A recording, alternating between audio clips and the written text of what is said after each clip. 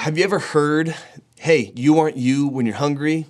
Maybe that's because you watched the Snickers commercial and you saw that moment where a guy's tired, he's frustrated, he's angry, and people ask him, hey, what's wrong with you? And then all of a sudden somebody comes running in, cracks open the Snickers bar, he bites it, then all of a sudden he turns back into himself. And if you haven't seen the commercial, maybe you can relate, maybe you can understand that there's that moment where somebody's tired and they're hungry and they're just hangry and they become somebody completely different. They start whining and complaining and almost possessed, and it's like, what's wrong with you? And it's like, I haven't eaten. I think we can relate because we understand that there's a moment that we felt like that before.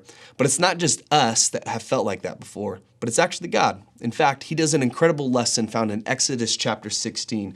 And if you want to read this story later on, it would be an incredible story to read about how God provides. Because what's going on in this time is that God's people are wandering, and they're wandering in the desert, and there's not a whole lot of food in the desert, and they started running out of supplies. And so what do when you run out of supplies, you don't have food? You complain, you whine, you become grumpy, you become basically doubting God and saying, hey, where are you? What are you doing? Why did you have us do this? And so God shows up to teach his kids a lesson. And this is the moment where God shows up to the people of Israel, to Moses and to Aaron, who are leading God's people this time. And this is what happens in Exodus chapter 16, verse 9. It says this. It said, then Moses told Aaron, say to the entire Israelite community, come before the Lord, for he has heard your grumbling. While Aaron was speaking to the whole Israelite community, they looked towards the desert, and there was the glory of the Lord appearing to the cloud. Then the Lord said to Moses, I have heard your grumbling of the Israelites. Tell them at twilight you will eat meat, and in the morning you will be filled with bread. Then you will know that I am the Lord your God. What a scene.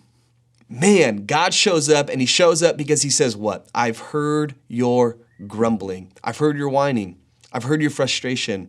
And it's just this cool moment where I see that God wants to meet his kids where they're at.